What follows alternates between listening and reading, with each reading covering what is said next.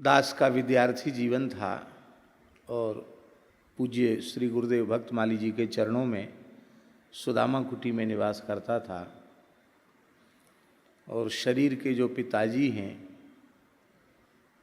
उनका अध्यापक थे, तो उनका स्थानांतरण हो गया टीकमगढ़ के पास कुंडेश्वर एक जगह है, वहाँ इंटर कॉलेज है, उसमें वो पढ़ाते थे। घर में ठाकुर जी हैं, गऊ माता हैं, तो घर में किसी एक व्यक्ति का तो रहना अनिवार्य है। तो अकेली माता जी ही घर पर थी और लोग सब इधर उधर थे। बहनें पढ़ने के लिए पिताजी के साथ थी, भाई भी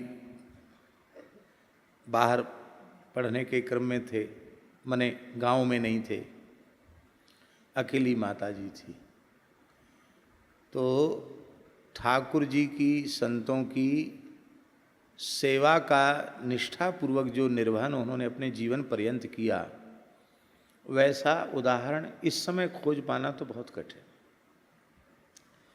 11 से 12 बजे रात को उठ विश्राम में जाना और 3 बजे आसन त्याग देना और 4 बजे तालाब में स्नान करके शंकर जी को जल चढ़ा के आना, फिर गाय के गोबर से लीपना, फिर गो सेवा में लगना, फिर पुनः स्नान करके फिर भगवत सेवा में लगना। और ऐसे ही कुछ ब्राह्मणियाँ माताएं 10-20 आ जाती, उनके बीच में बैठ करके थोड़ी देर कीर्तन और ये नित्य सत्संग। कभी डोंगरी जी की भागवत है, तो कभी गीता प्रेस का सुख सुधा सागर है, तो कभी संक्षिप्त पद्म पुराण है, तो कभी कोई पुराण का अंक है, अथवा श्री भक्तमाल जी में भक्त चरित्र है। तो माता जी बाँच करके सुना, ऐसे कोई व्याख्या नहीं, जैसे बाँच के सुनाना पढ़ के, और बस माताएं बैठ के थोड़ी देर कीर्तन कर लेना ढोलक बजा के, और बस। तो महाराज जी पुरुषोत्तम मास चल रहा था और अकेले इतना श्रम करने से शरीर में रुग्णता आई और शीत बैठ गया और बहुत जोर का बुखार उनको हो गया। इतनी जोर का ज्वर हो गया कि वे शाम का अपना नियम भगवान को आरती शयन कराने के बाद फिर उठ भी न सकी, अपने घर के द्वार भी बंद न कर सकी, पड़ गई एकदम। और उनको लगा कि लगता है कि अब शरीर बचेगा नहीं, मृत्यु हो जाएगी। तो अकेली हैं पूरे घर में, तो सहसा उनको ये स्मरण हुआ कि देखो, हमने तो अपने मन में सोच रखा था बचपन से ही कि हमको श्रीधाम वृंदावन की रज मिलेगी, लेकिन न तो वृंदावन की रज मिली, और लौकिक दृष्टि से देखें तो पति पुत्र कोई भी मेरे निकट उपस्थित नहीं है। सास ससुर हैं वो पुराने घर में हैं, अलग घर में हैं, मेरे निकट कोई उपस्थित नहीं है।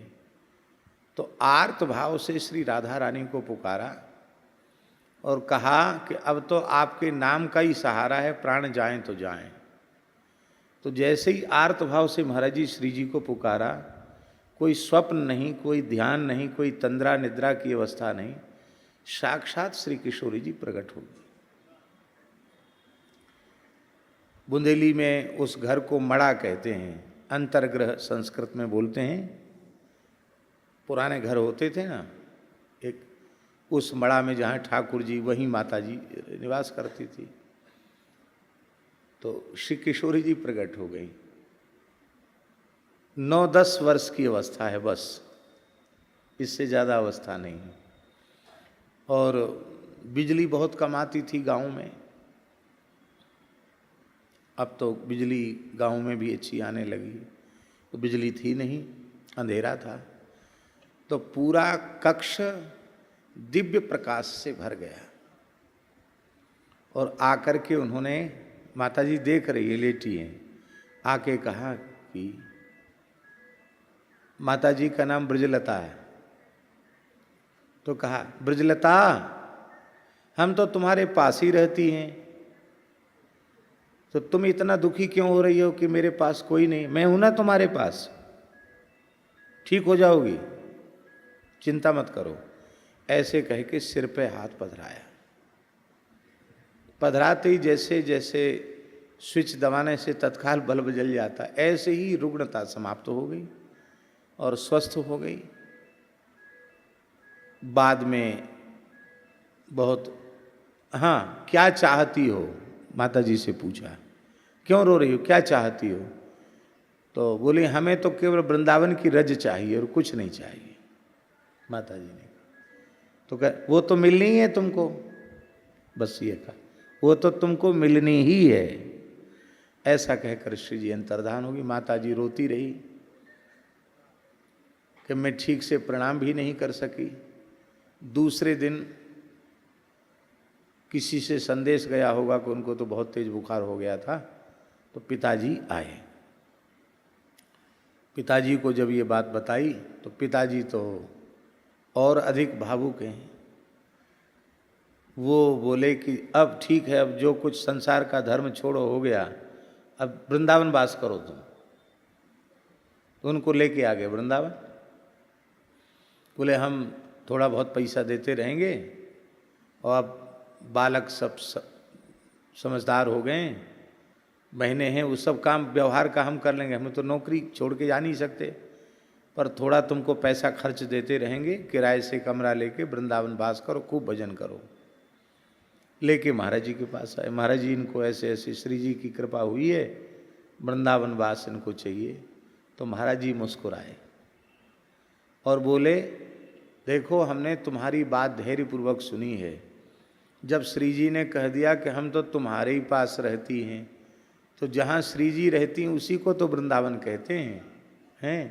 इसलिए घर को ही वृंदावन मान के निवास करो। समय आने पर जब तुम्हारे व्यवहारिक कर्तव्य पूरे हो जाएंगे तो तुम्हें वृंदावन भी मिल जाएगा और वृंदावन की रज भी मिल जाएगी। ये बात मेरे सामने महाराज जी ने कही थी और उसकी प्रत्यक्ष परिणति हमने देखी कि माता जी ने पूर्ण चैतन्य अवस्था में, मतलब मूर्छा में नहीं गई, कोमा में, और राधा राधा राधा राधा राधा राधा राधा राधा अजस्र नाम लेते हुए हमारे गोद में ही उनका मस्तक था और उन्होंने अपने देह का विसर्जन कार्तिक शुक्ल एकादशी को किया। जीवन में अनेक बातें ऐसी हैं। अभी कल जो महाराज जी को मैंने बातें सुनाई, सहसा सुनकर मलिन हृदय वाले जीव को तो विश्वास ही नहीं होगा। लेकिन ये तो कोई 10-20 साल पुरानी भी बात नहीं है। आज की तिथि पर माता जी को 1 वर्ष हो रहा है, मात्र 1 वर्ष पुरानी बात इतनी सी है कि व्यवहार में सच्चाई,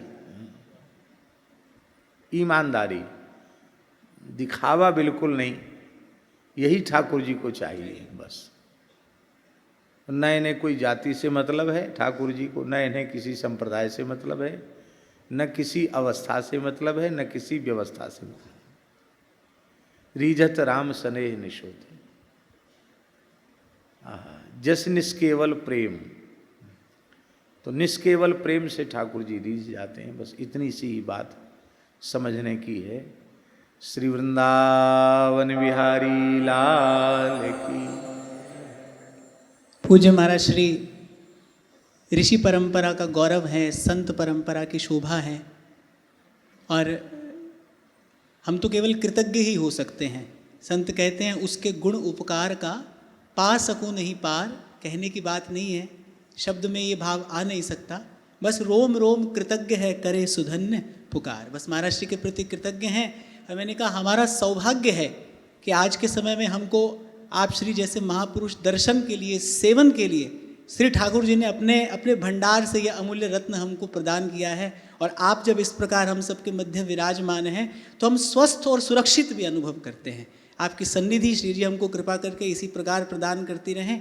आपके प्रसन्न और स्वस्थ जीवन की मंगल कामना श्री जी के चरणों में करते हैं। और महाराज श्री ने पूज्य माता जी का भी स्मरण कराया है। हमारे पूज्य महाराज श्री की ऐसे जय बोलोगे, और महाराज श्री की माता जी की भी, हाँ, महाराज जी आपके चरणों में बार बार प्रणाम निवेदन करते हैं।